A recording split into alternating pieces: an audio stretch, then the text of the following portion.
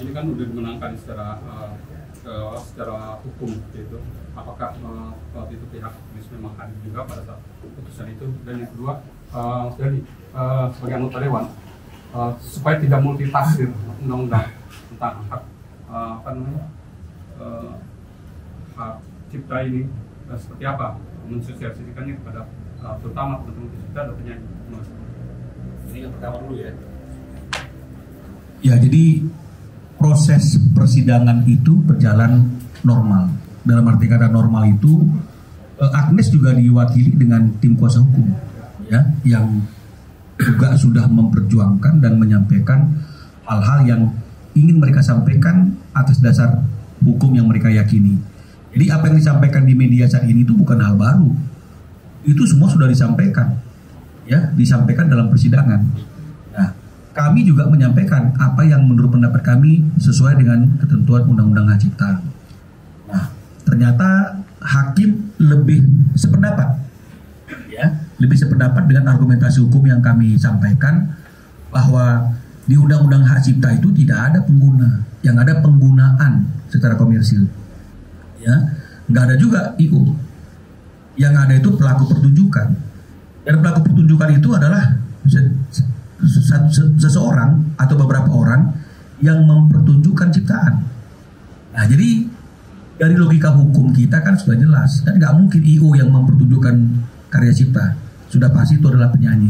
Jadi itu yang mungkin menjadi salah satu dasar pertimbangan hukum hakim dalam memberikan putusan tersebut. Nah, karena di awal gugatan ini kita laporkan, kita gugat itu, kita daftarkan secara e-court, maka pada waktu putusan itu juga diputuskan dan disampaikan secara e-court pada tanggal 30 Januari. Jadi tanpa kehadiran kami sebagai kuasa hukum Ari Pias, dan juga tidak dihadiri oleh kuasa hukum Agnes Mo, karena dilakukan secara e-court. Itu yang bisa kami sampaikan. Terima kasih.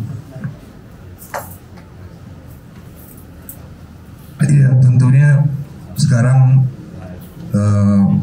inisiasi untuk revisi Undang-Undang Hak Cipta itu sudah dilakukan, sebagai inisiatornya Melly Guslow, dan nanti tentunya kita akan kawal bersama, mungkin juga bersama Bang Minola juga nanti ya, kita akan koreksi supaya kalimat-kalimat dalam undang-undang itu tidak multitafsir sehingga menjadikan polemik di kemudian hari.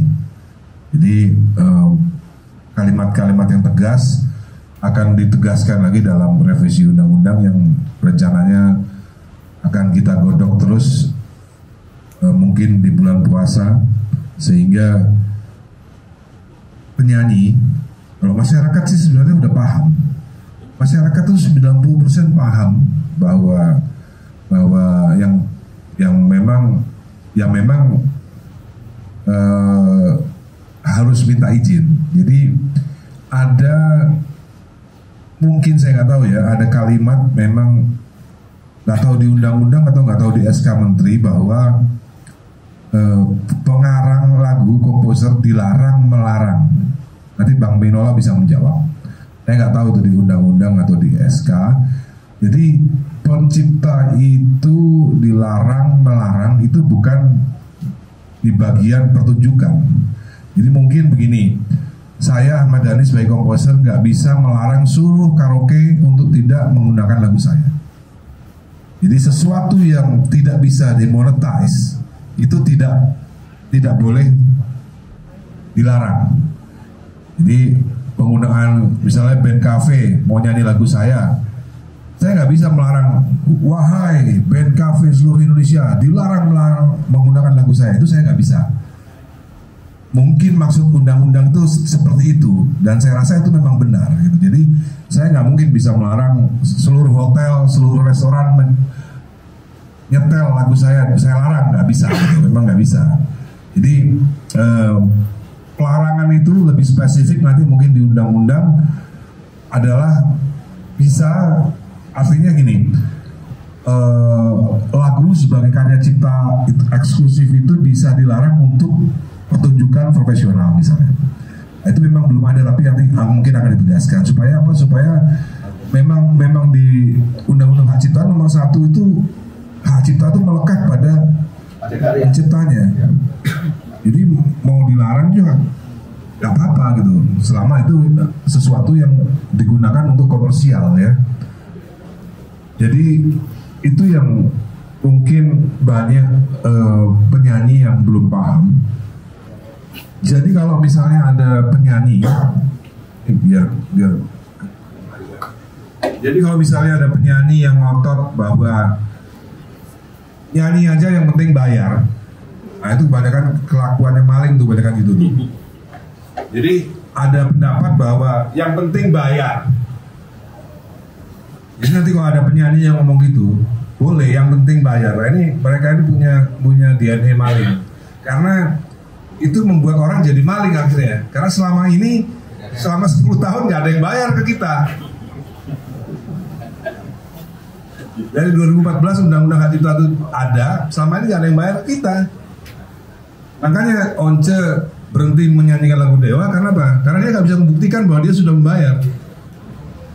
Malu kan, jadinya kan. Dan maka dari itu logikanya ya, kalau kita mau nyewa mobil, apa yang bisa kamu bawa mobilnya bawa jalan-jalan ke Bali selama sebulan tanpa izin? Logikanya kan seperti itu kan? Ya selesaikan dulu administrasi, baru kamu bisa bawa mobil gitu loh. Mana ada? Boleh menyanyikan lagu asal yang penting bayar. Nah, ini hal-hal yang tidak akan mungkin ada lagi di revisi Undang-Undang Hak Cipta selama saya jadi anggota Dewan. Terima kasih. Memang adalah satu kesalahan kalau menurut pendapat saya ini, kalau kita menyatakan bahwa boleh nyanyikan tanpa izin asal bayar. Apalagi landasannya adalah yang selalu dibawa-bawa adalah pasal 23 ayat 5. Berulang kali juga saya sampaikan, pasal 23 itu judulnya ya sebelum mendahului pasal 23 adalah hak ekonomi pelaku pertunjukan.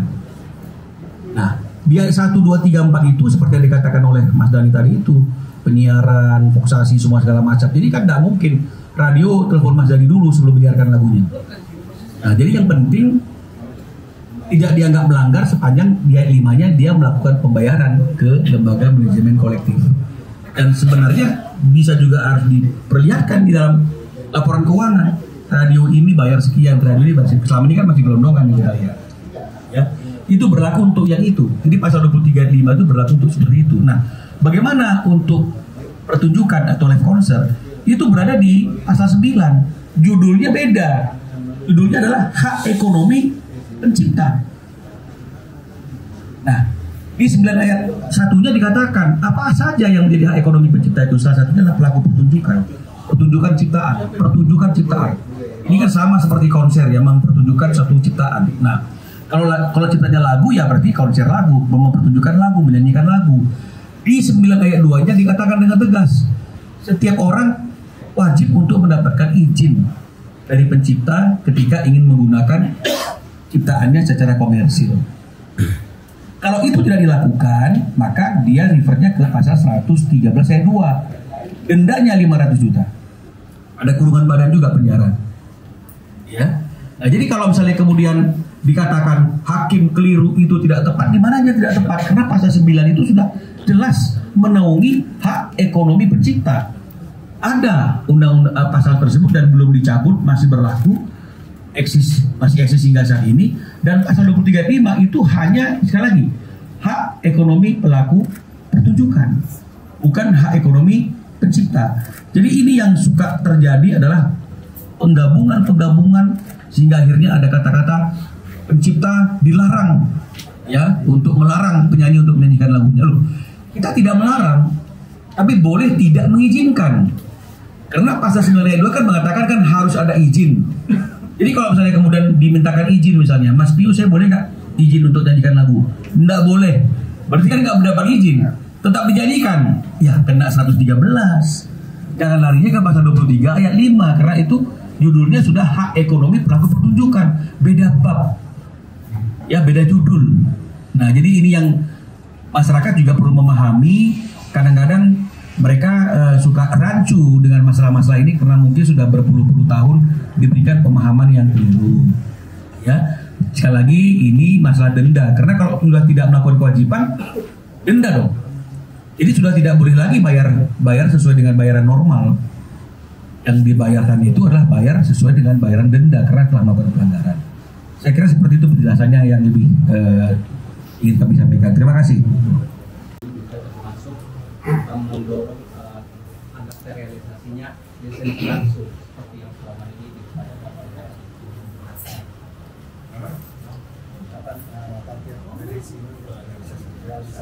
Oh segera, pasti di tahun 2025 nih pasti. Jadi nggak mungkin 2026 selesai. Karena termasuk di dalamnya ada pasal untuk lisensi langsung yang selama ini diupayakan oleh langsung. Ya kita akan usahakan itu. Maksudnya dari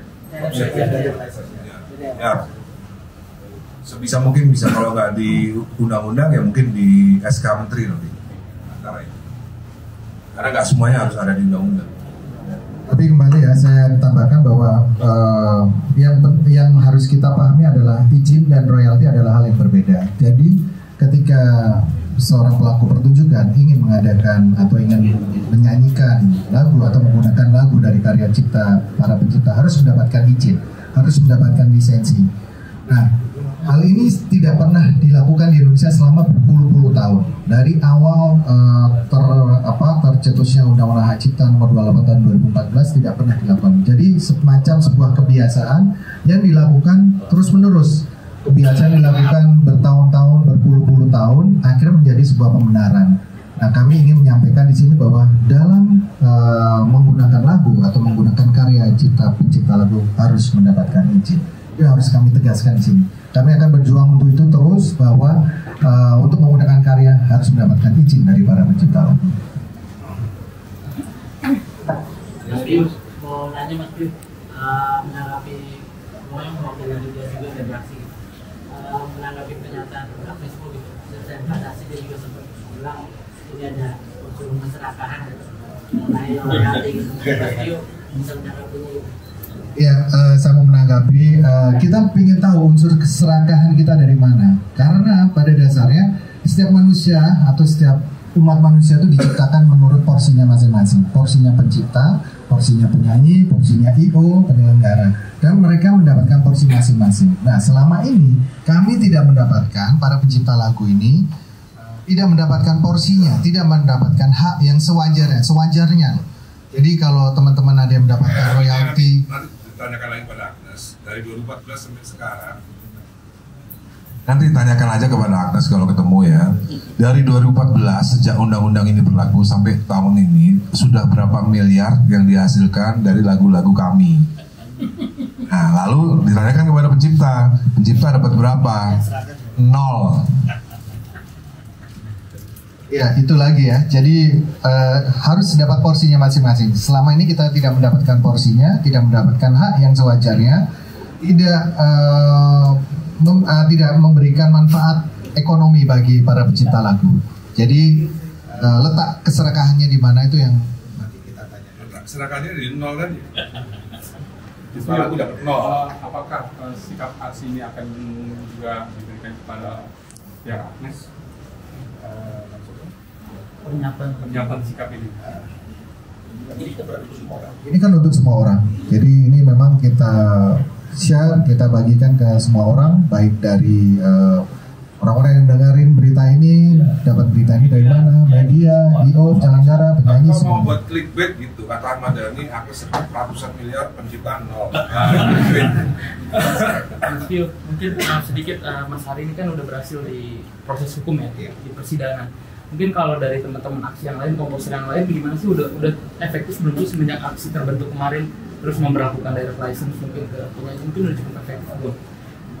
Ya, yang pasti adalah kita dari seluruh anggota aksi, kita satu suara sepakat bahwa nanti kita akan memperlakukan dari license itu, sistem dan teknisnya seperti apa nanti akan kita lanjutkan di penyampaian kita berikutnya, atau share media kita berikutnya, atau rilis kita selanjutnya.